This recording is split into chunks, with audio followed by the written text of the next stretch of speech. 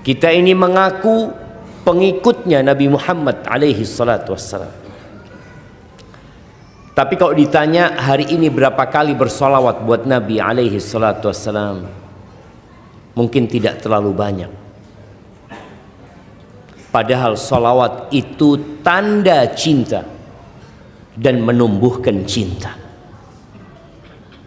Antum rasakan di saat antum memperbanyak salawat buat Nabi alaihi salatu wassalam, getaran cinta kepada sang Nabi akan menguat, akan membuat antum ingin mengenal beliau lebih dalam lagi. Tapi terkadang kita malas, maka perbanyak salawat buat Nabi alaihi salatu wassalam. Sejatinya Nabi nggak butuh dengan salawat kita. Kenapa? Karena Allah pencipta alam semesta, pemilik dan penguasa jagat raya mengatakan innallaha wa malaikatahu yusalluna 'alan nabi. Sesungguhnya Allah dan para malaikatnya itu bersolawat buat Nabi. Allah sang pencipta bersolawat, iya. Malaikat-malaikat Allah yang menghuni langit, yang mereka turun ke bumi karena perintah sang pencipta, yang tidak ada satu jengkal pun tempat di langit melainkan ada malaikat yang sedang sujud di sana. Mereka bersolawat buat Nabi alaihi salatu wassalam. Lalu apa yang diperlukan dari solawat para pendosa seperti kita? Allah ingin berikan kemuliaan kepada kita. Allah ingin mengangkat derajat kita. Allah ingin menghapuskan dosa-dosa kita. Kita disuruh solawat. Oleh karena itu, man shalla alayya salatan, kata Nabi alaihi salatu wassalam, barang siapa yang bersolawat untukku satu kali. Kita mengatakan Allahumma salli ala Muhammad. Apa yang akan kita dapat? Sallallahu alaihi biha asyra. Allah akan membalas salawat yang satu kali dengan 10 salawat dari Allah azza wa jalla. Bayangin jemaah. Apa kemudian kita nggak berlomba-lomba untuk bersalawat buat Nabi alaihi salatu wassalam? Semoga salawat itu bersambung untuk keluarga beliau, untuk istri-istri beliau, untuk putra-putri beliau, dan untuk seluruh sahabat Nabi. Dan semoga Allah meridai kita bersama mereka. Amma ba'd, ahibati fillah, Syawal sudah berakhir. Kita akan masuk ke bulan haram dan bulan haji. Bulan haji itu ada berapa bulan? Bulan Syawal, Dzulqa'dah, Dzulhijjah. Ini ada hubungannya dengan kajian kita malam ini. Kita akan berbincang tentang ilmu. Pentingnya ilmu agama. Dan pentingnya kita belajar kepada ahli. Karena ada sebagian orang-orang yang mengaku beragama, mereka mengusulkan bagaimana kalau haji itu karena antrian banyak dibikin 3 bulan. Bulan Syawal haji, mungkin kloter berapa berangkat haji balik. Nanti bulan Dzulqa'dah haji. Lalu bulan Dzulhijjah haji. Jadi setahun itu ada 3 kali haji. Kenapa? Oh, berdalil nih. Orang-orang ini punya dalil, mengatakan, bukankah Allah berfirman, Al-Hajju Ashhurun Ma'lumat.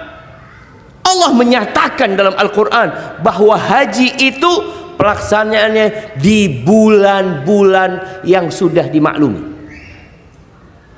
Terus kenapa kita bikin haji itu wukufnya hanya tanggal 9 Dzulhijjah? Menakutkan coba.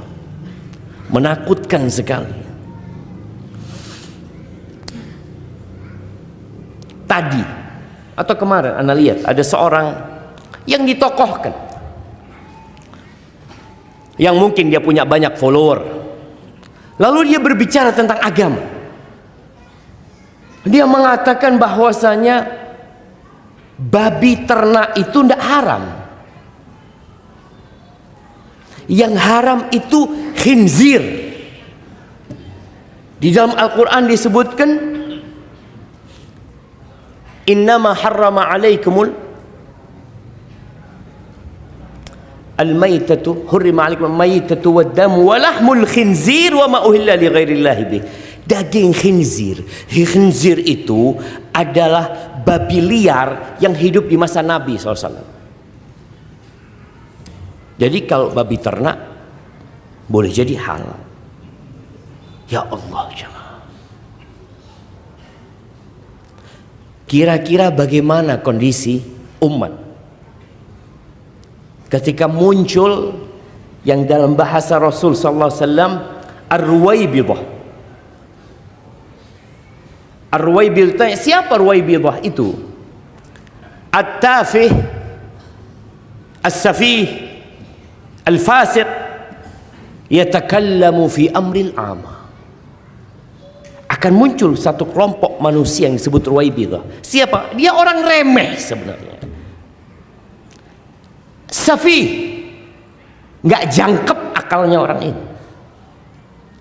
Fasik, banyak berbuat dosa, tapi tatkala berbicara seakan-akan dia berbicara untuk maslahat umat. Muncul seperti itu. Ahibati billah, kita nggak lama hidup di dunia.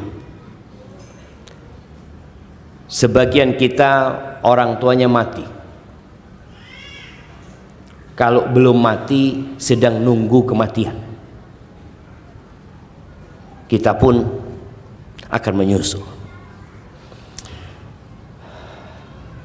Kita akan kembali ke tempat yang sudah ditetapkan sama Allah Azza wa Jalla. Makanya seringkali kita mendapati dalam Al-Quran dan dalam doa kita juga ucapan wa ilaikal masir wa ilaikan nusyur. Kita bakal balik gitu. Bakal balik kepada Allah Azza wa Jalla. Kenapa? Karena kita adalah ciptaan Allah. Kita nggak pernah menciptakan diri kita. Semua fasilitas yang kita rasakan dari Allah Azza wa Jalla. Kuku yang ada di jari kita, siapa yang bikin? Ada ilmuwan yang bisa bikin kuku? Allah Azza wa Jalla. Maka kelak kita akan kembali kepada Allah untuk mempertanggungjawabkan semua yang telah Allah berikan kepada kita. Ketika Nabi Adam tempatnya di mana? Di surga. Allah turunkan ke bumi ini karena berapa dosa yang dilakukan? 2, 10, 100, 1 dosa. Lalu sebagian kita berpikir akan kembali ke surga dengan 1000 dosa yang dia bawa. 1 dosa membuat Nabi Adam diturunkan dari surga. Allah berpesan kepada Nabi Adam alaihissalam dan Hawa di surat Thaha ayat 123. Allah mengatakan qala bita minha jami'a. Kalian berdua turun semuanya. Kemana? Ke bumi ini. Ba'dukum li ba'din adu. Sebagian kalian musuh untuk sebagian lainnya. Bersama iblis yang juga diturunkan ke muka bumi ini. Lalu Allah mengatakan ini kasih sayang Allah kepada umat manusia. Makanya Al-Quran itu dimulai dengan Bismillahirrahmanirrahim, supaya setiap orang yang membaca Quran tahu Quran ini turun dari yang maha pengasih dan maha penyayang. Semua aturannya itu rahmat. Semua perintahnya kasih sayang untuk maslahat manusia. Allah nggak butuh dengan ibadah kita. Maka Allah katakan, in ahsantum ahsantum li anfusikum. Kalau kalian berbuat baik, sejatinya kalian berbuat baik kepada diri kalian sendiri. Makanya kalau antum sodakoh sama orang, sebagian orang berpikir dia telah berbuat baik kepada orang lain. Saya sudah nolong orang lain. Engkau ketika mengeluarkan sodakoh, sebenarnya engkau sedang menolong dirimu sendiri. Kita ini sedang menolong diri kita sendiri, jemaah. Makanya usahakan ketika membantu orang lain, hadirkan perasaan itu. Enggak, aku sedang nolong diriku sendiri. Sehingga nggak ada perasaan merasa berjasa. Oh, saya bantu fulan, saya tolong fulan, saya bangun fulan. Enggak, kau sedang nolong dirimu sendiri. Kalau perasaan itu ada dalam diri kita, insya Allah kita nggak akan riak, nggak akan sum'ah. Kenapa lawang antum berbuat baik kepada diri antum, kok dicerita-ceritakan kepada orang lain? Maka Allah Azza wa Jalla karena sayang kepada umat manusia ini, Allah mengatakan, fa imma ya'tiyannakum minni huda. Maka apabila datang kepada kalian dari aku petunjuk, Allah akan turunkan petunjuk. Diturunkan dari surga, dikasih petunjuk, dikasih rute untuk kembali ke surga. Kata Allah, famanittaba'a hudaya fala yadhillu wala yashqa. Maka barang siapa yang mengikuti petunjukku, dia tidak akan tersesat dan dia tidak akan menderita. Oleh karena itu Nabi kita Muhammad alaihissalam membeberkan kepada kita hakikat dunia. Karena kita sering tertipu dengan dunia. Antum kalau melihat dunia, ya Allah ya, begitu indahnya. Melihat hal-hal yang indah, yang mempesona, membuat antum tertarik. Ya jemaah, Anda pun merasakan bagaimana digodain sama dunia, dibohongin sama dunia. Nabi alaihi salatu wassalam mengatakan, ala inna dunya mal'una. Ketahuilah wahai manusia, sesungguhnya dunia itu terlaknat. Dunia ini terkutuk. Mal'unun ma fiha. Yang di dalamnya semua terlaknat. Kita ini berada di tempat yang terlaknat. Semua yang antum pegang, semua yang antum sentuh, semua yang antum lihat, itu akan berubah menjadi debu yang berterbangan. Kita bukan di tempat tinggal, jemaah. Enggak. Kita di tempat yang terlaknat. Antum bisa bayangin ya, kalau dikatakan, Mas, kalau antum masuk ke daerah situ, itu kota terkutuk ya. Gimana perasaan antum? Iya tak? Iya. Terus siapa menghadapinya? Kota terkutuk. Dunia ini negeri terkutuk.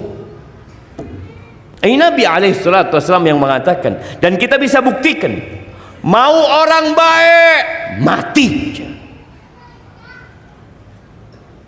Kadangkala mati seperti Hamzah. Antum bisa bayangin Hamzah bagaimana meninggal dunia. Dicincang, hidungnya dipotong, telinganya dipotong, perutnya dibelah, jantungnya dikeluarkan, hatinya dikunyah. Itu Hamzah, paman Nabi SAW. Nabi Yahya yang kehadirannya ditunggu sama bapaknya sampai berumur 100 tahun. Bapaknya nunggu 100 tahun. Nabi Zakaria harus tewas dipenggal kepalanya, dihadiahkan kepada seorang pelacur. Ini kepala Nabi, jemaah. Kenapa? Karena dunia memang bukan tempat tinggal, jemaah. Maka jangan sampai kita tertipu dengan dunia. Nabi jelasin apa yang tidak terlaknat, apa yang tidak terkutuk di dunia ini. Beliau mengatakan illa zikrullah wa ma walah, kecuali mengingat Allah dan yang mengikuti mengingat Allah. Ketaatan kepada Allah, amal soleh yang untuk Allah itu nggak terlaknat. Ada yang lainnya? Masih ada. Wa alimun au muta'allim, dan orang yang berilmu atau orang yang belajar ilmu itu tidak terkutuk. Ilmu apa? Ilmu tentang akhirat. Karena kalau bicara dunia bakal ditinggalin. Subhanallah. Maukah kita belajar? Atau kita beranggapan bahwa ilmu agama ini, ya kalau ada waktu aku baru kajian. Antum bisa lihat ya, mereka yang belajar agama nggak banyak. Banyakan kita 6 tahun di SD. Kalau SD ini SD yang biasa, berapa jam kita belajar agama? 3 jam apa 2 jam? Udah lupa kita jamaah. 2 jam, 1 jam. Masa 1 jam? Setiap pekan 1 jam. Yang lainnya urusan dunia. Katanya menyeimbangkan antara dunia dan akhirat. Kadang-kala kita bohong sama diri kita sendiri. Mana seimbang? Kalau 1 jam. SMP berapa jam? Sama, mungkin lebih banyak. SMA Masya Allah kurang lebih sama. Kuliah berapa jam? 2 SKS 1 semester. Setelah itu nggak ketemu pelajaran agama lagi, nggak ketemu. Mudah-mudahan anda nggak salah. Dia lanjut S2 belajar agama, padahal agama itu pegangan hidup dia. Di negeri kita punya kesepakatan jemaah Pancasila. Apa sila pertama? Ketuhanan yang Maha Esa. Berapa lama kita belajar tentang Tuhan yang Maha Esa, jemaah? Kuliah berhenti, S2 nggak kenal sama pelajaran yang berkaitan dengan ketuhanan. Lalu kita berbincang menyeimbangkan antara dunia akhirat. Jangan berlebih-lebihan urusan akhirat. Apa yang berlebih-lebihan? Kita lihat orang-orang yang hadir di majelis ilmu, berapa banyak gitu. Alhamdulillah kita mau hadir di majelis ilmu belajar agama. Kenapa kok agama, Ustaz? Kok tidak bicara tentang ilmu dunia? Ahibati fillah, Rasulullah sallallahu alaihi wasallam mengatakan, man yuridillahu bihi khairan yufaqihu fid din. Kita bukan sedang mengecilkan ilmu dunia, enggak. Silahkan belajar tentang dunia, belajar ilmu yang bermanfaat, yang manfaatnya buat umat. Tapi jangan lupa loh, engkau jangan sibuk bangun dunia, lupa tidak membangun akhiratmu. Rumahmu dunia akan kau tinggalkan. Makanya Nabi SAW mengatakan, barang siapa yang Allah menginginkan kebaikan buat dia. Tanda nih, kalau antum kepingin tahu, kira-kira Allah itu ingin kebaikan buat anak apa enggak? Apa tandanya? Yufaqihu fiddin. Allah akan jadikan orang itu faham, belajar agama, fiddin. Nabi itu tidak mewariskan harta, jemaah. Apa yang diwariskan Nabi SAW? Ilmu. Beliau mengatakan al-ulama warasatul anbiya. Para ulama pewaris para nabi. Wa innal anbiya lam yuwarithu dinaran wala dirhaman. Para nabi itu tidak mewariskan emas dan perak. Kalau emas dan perak diwariskan sudah habis. Mana kekayaan Qarun? Mana harta peninggalannya Fir'aun? Oh iya Ustaz, mereka kan orang-orang kafir Ustaz. Mana harta peninggalannya Nabi Sulaiman? Mana? Yang diwariskan para nabi itu ilmu. Faman akhadha bihi akhadha bihadzin wafir. Yang mengambil ilmu warisan Nabi ini, maka dia akan mengambil keberuntungan yang besar sekali. Nabi SAW pernah berbincang tentang urusan dunia. Para sahabat Nabi radhiyallahu ta'ala anhum sedang mengawinkan kurma. Nabi dari Mekah. Yang penduduk Mekah tidak bercocok tanam. Nabi melihat orang-orang Ansor ini lagi ngawinin kurma. Kata Nabi SAW, kalau kalian tinggalkan nanti kan akan jadi juga gitu loh. Oh gitu ya Rasul. Oh dia sama sahabat nggak dikawinin. Sampai waktu panen gagal panen. Mereka mengadu kepada Nabi SAW. Ya Rasulullah, kurmanya nggak jadi ya Rasulullah. Gara-gara nggak dikawinkan. Apa kata Nabi SAW? Antum a'lam bi umuri dunyakum. Kalian lebih berilmu tentang urusan dunia kalian. Diserahkan kepada ahlinya. Tapi warisan para nabi adalah ilmu agama. Yang kata Nabi SAW, man salaka tariqan yaltamisu fihi ilman, sahalallahu lahu bihi tariqan ilal jannah. Rawahu Muslim. Barang siapa yang meniti jalan menuntut ilmu. Ilmu apa lagi? Ilmu tentang Allah, jemaah. Allah akan memudahkan bagi dia jalan menuju surga. Yang belajar di kedokteran, bagus, ilmu itu bermanfaat. Insya Allah kalau diniatkan untuk membantu orang lain, engkau dapat pahala. Tapi apakah engkau jadi dokter spesialis, belajar di sana cara wudhunya Nabi Muhammad SAW? Nggak akan pernah belajar itu. Apakah engkau akan belajar di sana tentang tata cara bagaimana mandi wajib? Ya enggak. Apakah di sana engkau akan diajarin bagaimana doa masuk toilet, keluar toilet? Enggak. Apakah engkau akan diajari di sana bagaimana cara tawaf di rumah Allah? Enggak.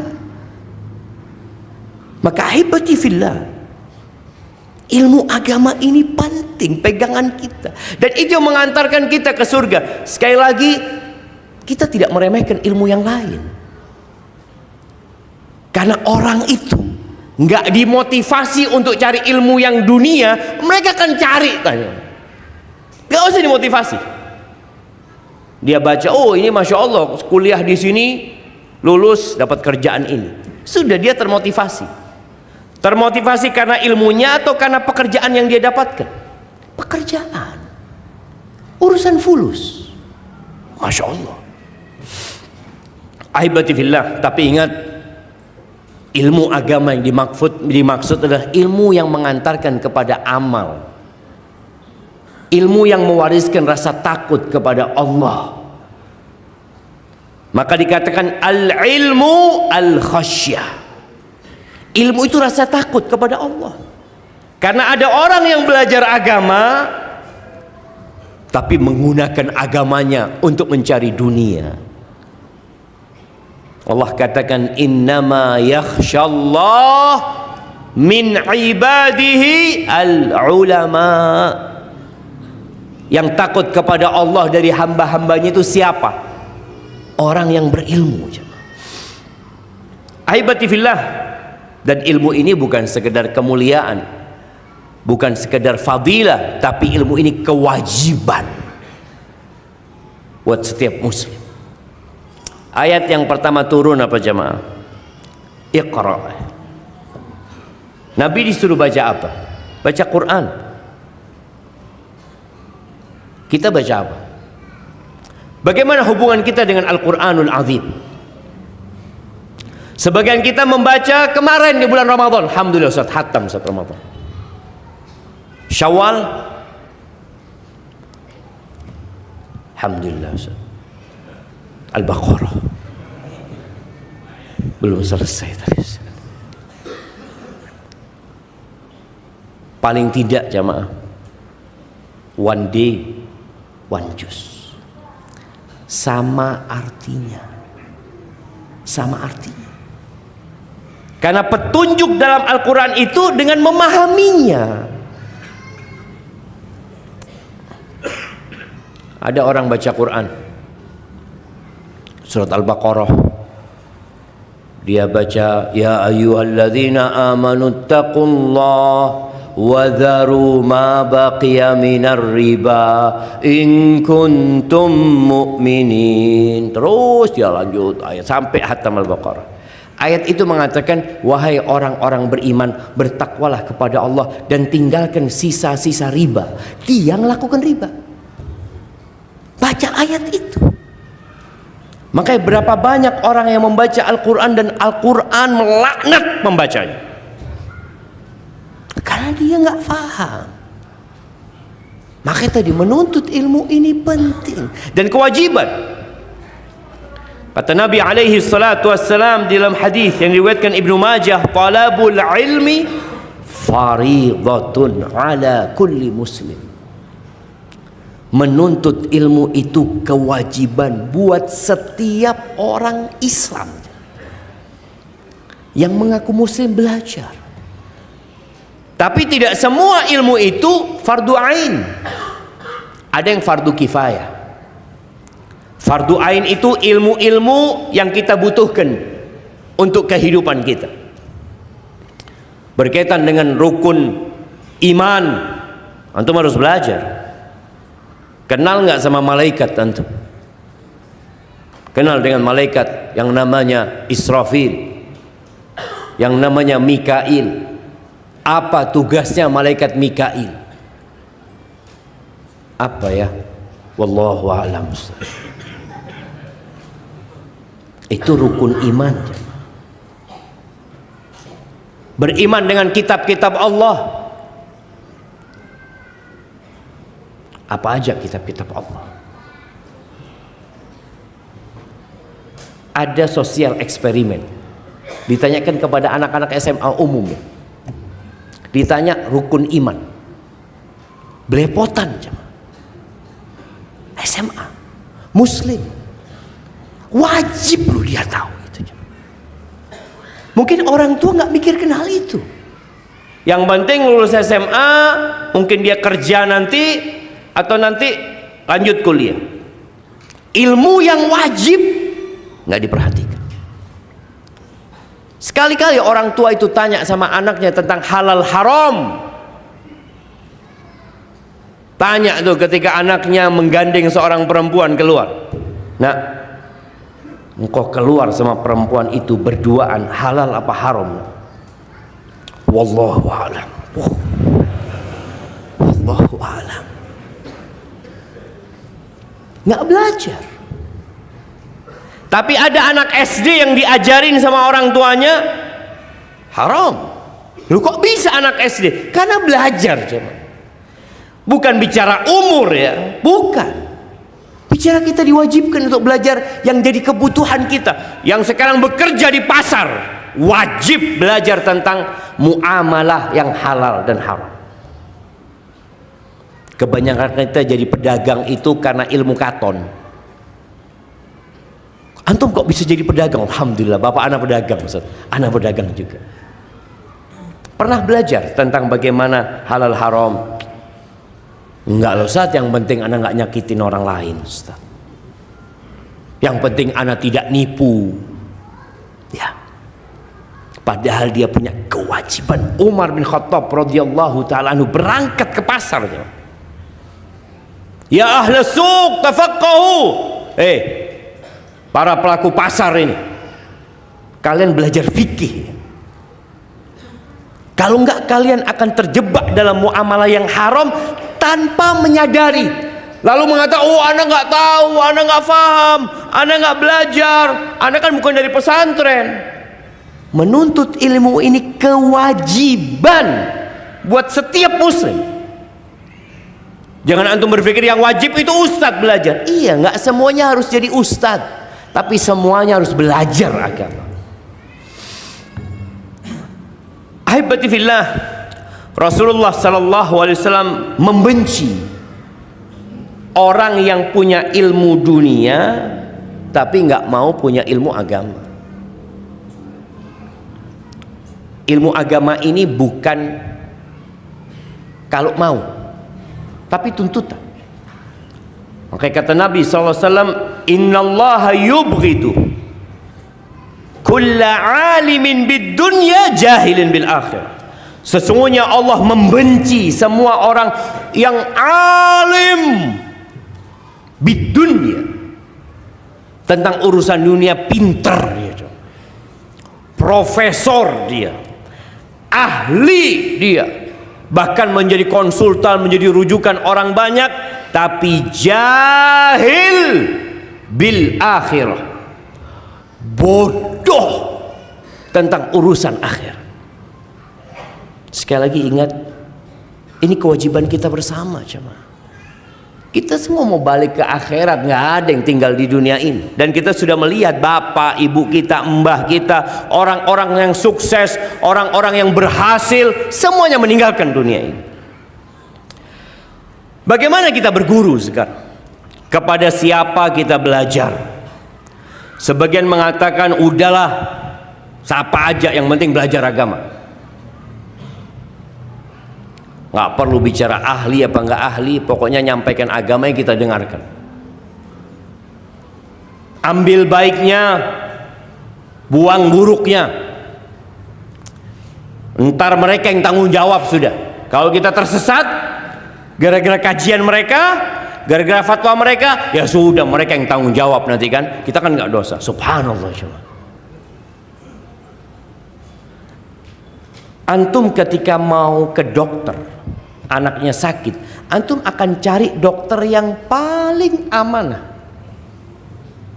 Kalau bisa yang paling pinter, yang paling ahli. Ditawarkan, lo ada dokter umum? Enggak, anak mau yang spesialis. Lu sama-sama dokter. Enggak lah, ini tentang nyawa manusia. Kalau tentang surga neraka antum nggak perhatian. Ungkapan nanti tanggung jawabnya yang mengajarkan. Dan ada sebagian yang mengatakan, antum ikut ana saja, insya Allah masuk surga. Siapa antum ini? Antum belum tentu masuk surga.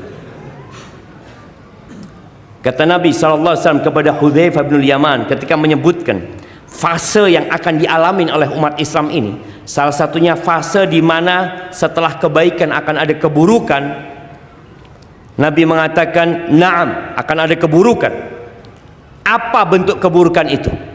Du'atun ala abwabi jahannam. Da'i, penyeru yang posisinya ada di atas pintu-pintu neraka jahannam. Ngajak jamaah, ya Allah, ayo ke sini, kemari. Tapi dia berada di mana? Di atas pintu neraka jahannam. Man ajabahum ilaiha qadhafuhu fiha. Barang siapa yang mengikuti panggilan ini akan dilemparkan ke neraka. Jangan pernah berpikir ini tanggung jawab yang ngasih fatwa. Tanggung jawabnya dia sudah, anak nggak ikut-ikut. Kalau yang masuk neraka kan dia nanti yang masuk neraka. Loh, antum kalau jawab mereka dan antum tahu posisi mereka berada di atas neraka jahanam, mengajak kepada keburukan, mencampur adukkan agama, maka antum akan ikut semua mereka. Itu Hudzaifah bertanya kepada Nabi SAW, ya Rasulullah, sifhum lana. Ya Rasulullah, coba sebutkan sifat mereka, gambarkan tentang mereka buat kami. Kayak apa mereka ini? Hum min jildatina, bahwa dia dari kulit kita, sama kita. wa yatakallamuna bi alsinatina, dan berbicara dengan lisan kami. Oh, pintar bahasa Arab juga jamaah, pintar. Maka jangan pernah antum berpikir pokoknya semua yang ngomong bahasa Arab benar. Ada seorang alim ulama di Mesir yang mengarang sebuah kitab judulnya Laisa minal Islam, bukan dari Islam. Subhanallah, pemikiran-pemikiran yang menyimpang yang mungkin kita melihat di negeri kita, ternyata mulainya dari sana. Dan sebagian sekolahnya di sana ditulis itu Laisa minal Islam. Ahibati fillah, ada seorang profesor doktor. Waduh, kalau ngelihat profesor doktor antum, melihat gelar itu kan, insya Allah hati ini merasa tenang. Sudah, ini profesor, ini sudah melalui ujian yang ketat, masya Allah, dalam ilmu tafsir. Waduh, tambah lagi, dia menyatakan bahwasanya LGBT itu nggak apa-apa asalkan tidak ada unsur pemaksaan. Yang kaumnya Nabi Lut yang diazab itu karena mereka memaksa. Mereka akan datang tuh ke rumahnya Nabi Lut ketika ada tamu tuh, mereka maksa. Karena memaksa itulah haram. Kalau suka sama suka, nggak apa-apa. Profesor doktor. Bagaimana seorang muslim yang nggak punya ilmu agama? Ya Allah, benar juga ya. Memang nggak ada pemaksaan dalam beragama. Menakutkan jemaah, menakutkan sekali. Maka kalau bicara kepada siapa kita belajar? Kepada yang mengajarkan agama dengan bukti-bukti nyata dari Al-Quran dan Sunnah Rasul Sallallahu Alaihi Wasallam. Ana ingat dulu waktu ana di Mina, waktu masih mahasiswa, kita di Mina ngasih bimbingan jemaah haji. Ada satu jemaah haji setelah kajian beberapa lama di Mina, dia tanya, Ustadz, ana heran sama Ustadznya. Kenapa anda ngomong? Kalau kajian firman Allah, sabda Nabi Muhammad SAW, mana pendapatnya Ustadz sendiri? Kata dia. Oh, iya jemaah. Ada kelompok orang-orang kalau antum hanya menyampaikan qala Allah, qala Rasul, ini orang nggak paham. Ini orang tidak punya pendapat.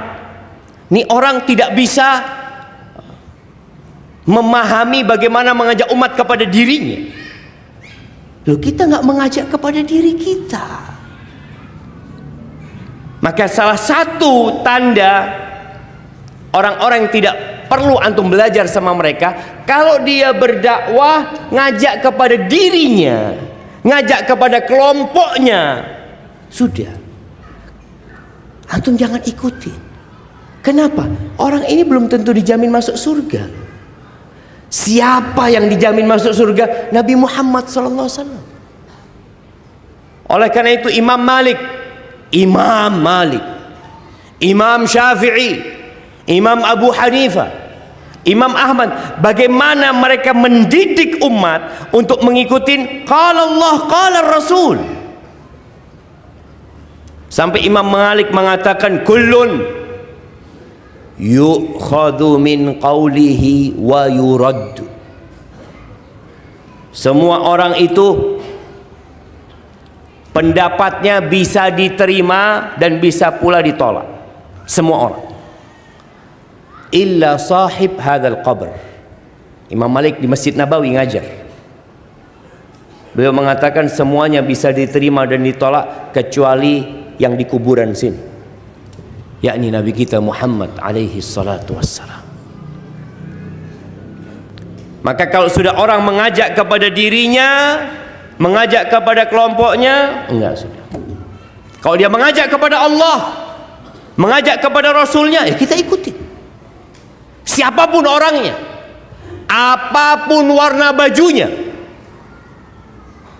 Kenapa? Karena petunjuk yang Allah turunkan, yang kata Allah, famanittaba'a hudaya, barang siapa yang mengikuti petunjukku, fala yadhillu wala yashqa. Di masa sekarang ini adalah kitabullah wa sunnatu Rasulillah SAW. Di masa Nabi Musa, maka Taurat bersama sabda-sabda Nabi Musa alaihissalam. Di masa Nabi Daud, tambah lagi ada Zabur.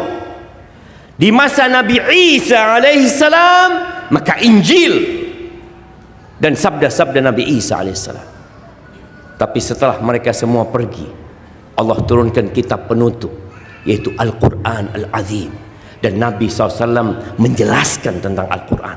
Maka inilah yang seharusnya diikuti. Belum ada. Baik. Jadi kita belajar ilmu yang berasalkan dari qala Allah, qala Rasul. Kemudian berusaha memahami kandungan maknanya. Mendasari pemahaman itu dengan penjelasan para sahabat. Loh, kenapa kita butuh sama para sahabat? Apa nggak bisa kita memahami langsung Al-Quran dan Sunnah? Para sahabat Nabi itu, mereka hadir tatkala Quran itu turun. Mereka ada tatkala Nabi SAW menjelaskan. Baik jamaah, kita belajar ilmu yang bermanfaat, yang berasalkan dari qala Allah, qala Rasul, firman Allah dan sabda Rasulullah sallallahu alaihi wasallam, serta bagaimana kita memahami kandungannya dengan pemahaman para sahabat Nabi.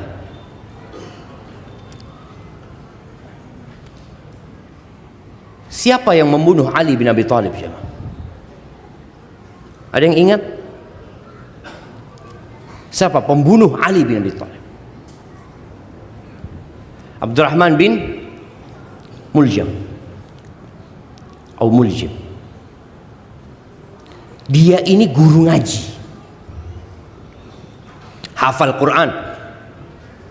Bahkan Umar bin Khattab radhiyallahu taala anhu ketika mengirim dia ke Mesir, dia berpesan kepada gubernur Mesir, qaribu manzilahu minal masjid, dekatkan tempat tinggal dia dari masjid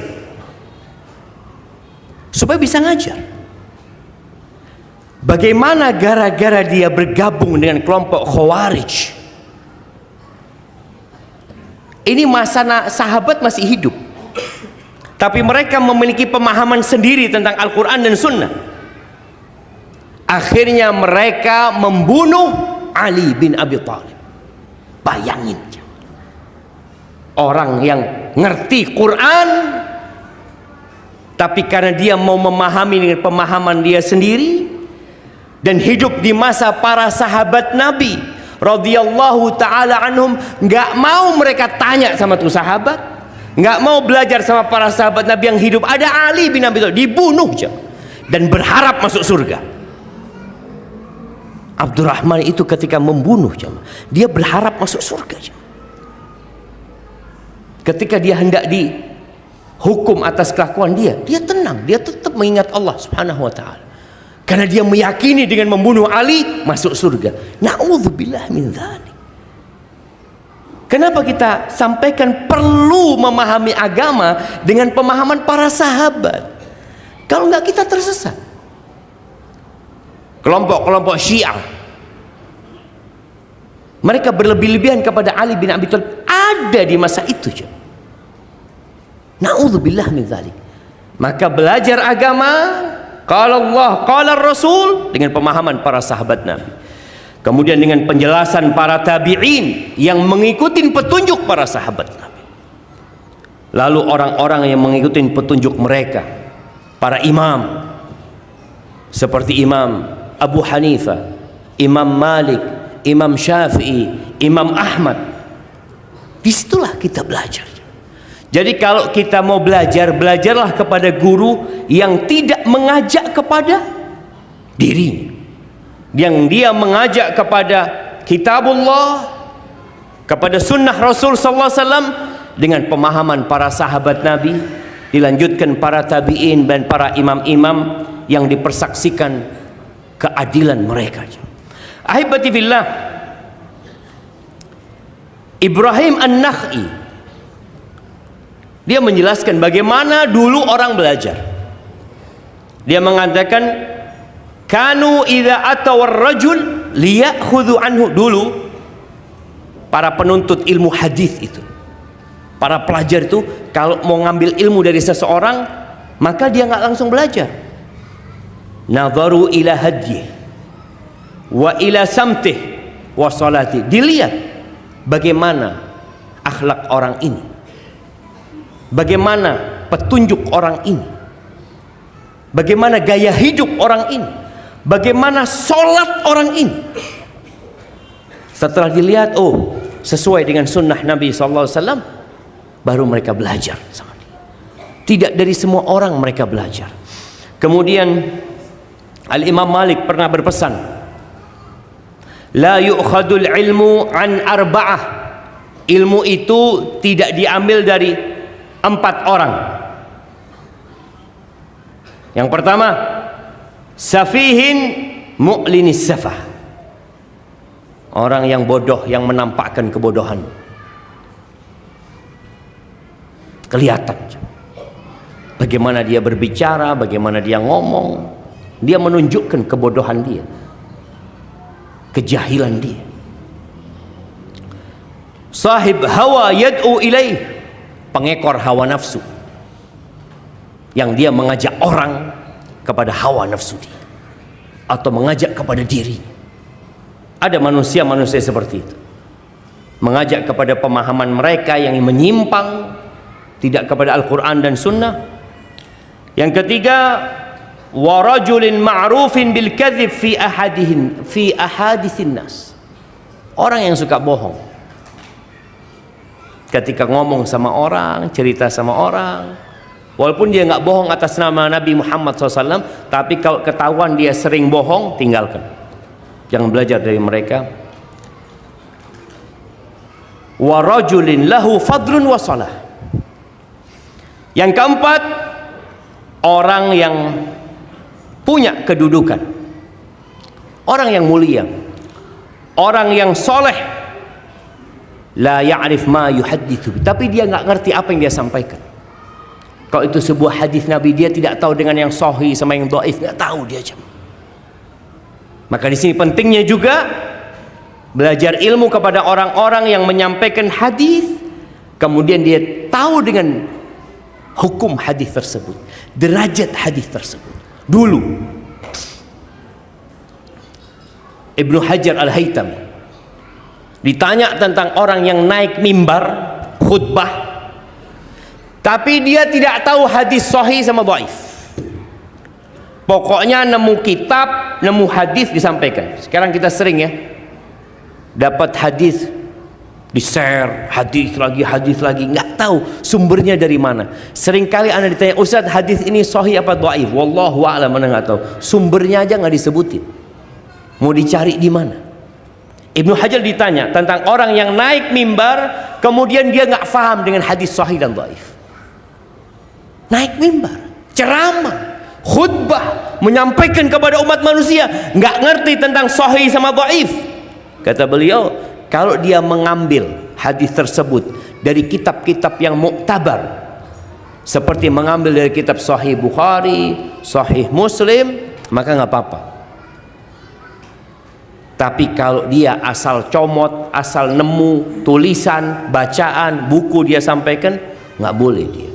Dan pemerintah harus melarang orang itu untuk naik mimbar seperti itu. Karena apa? Bahaya jemaah. Ketika salah menuntut ilmu, tadi contohnya yang membunuh Ali bin Abi Thalib, dia membunuh Ali berharap masuk surga, padahal dia Masya Allah ahli ibadah, guru ngaji, hidup di masa terbaik umat ini, masanya para sahabat dan para tabi'in. Kemudian yang terakhir, kita perlu berdoa Di saat banyak fitnah, banyak perselisihan, banyak pertikaian yang membuat kita bingung. Dan Nabi SAW sudah menyampaikan, beliau pernah mengatakan, fa innahu man ya'ish minkum ba'di fasayara ikhtilafan katsir. Barang siapa yang hidup setelah aku mati, maka dia akan mendapati ikhtilafan katsira, perselisihan yang banyak. Solusinya apa? Tadi sudah sampaikan. Fa'alaikum bisunnati, ikut sunnahnya Nabi Muhammad SAW dan sunnahnya para khalifah yang mendapatkan petunjuk. Tamassaku biha wa'addu 'alaiha bin nawajid. Berpegang dengan sunnah itu, gigit dengan gigi geraham kalian, jangan dilepas. Wa iyyakum wa muhdatsatil umur. Hati-hati dengan perkara-perkara yang baru dalam urusan agama ini. Lalu beliau mengatakan, fa inna kulla muhdatsatin bid'ah.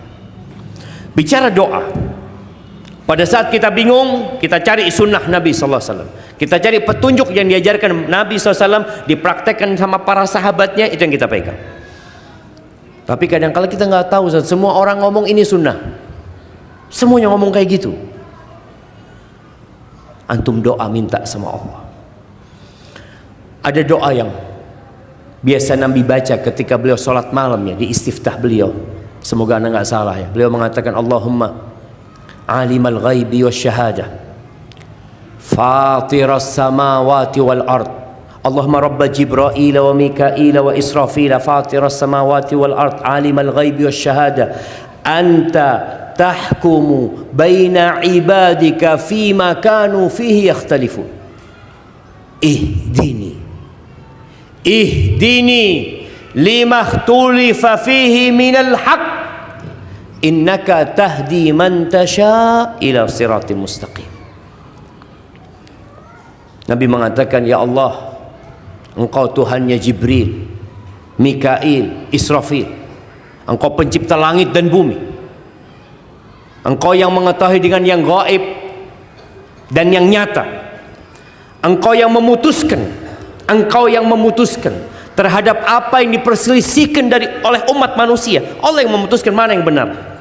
Ihdini ya Allah, berikan aku petunjuk kepada kebenaran dari apa yang mereka perselisihkan. Innaka tahdi man tasha ila siratim mustaqim. Sesungguhnya engkau memberikan petunjuk kepada siapa yang kau kehendaki menuju kepada jalan yang lurus. Maka hendaklah kita terus berdoa memohon kepada Allah Azza wa Jal agar kita bisa mati husnul khatimah dan berpegang teguh dengan agama ini, karena Allah berpesan, wala tamutunna illa wa antum muslimun. Itu yang dapat ana sampaikan, yang benar dari Allah Azza wa Jal, yang salah dari diri ana pribadi. Allah dan Rasul yang terbebaskan dari kesalahan itu. Wassallallahu ala nabiyyina Muhammadin wa ala alihi washabbihi wasallam. Subhanakallahumma wa bihamdika asyhadu an la ilaha illa anta astaghfiruka wa atubu ilaik.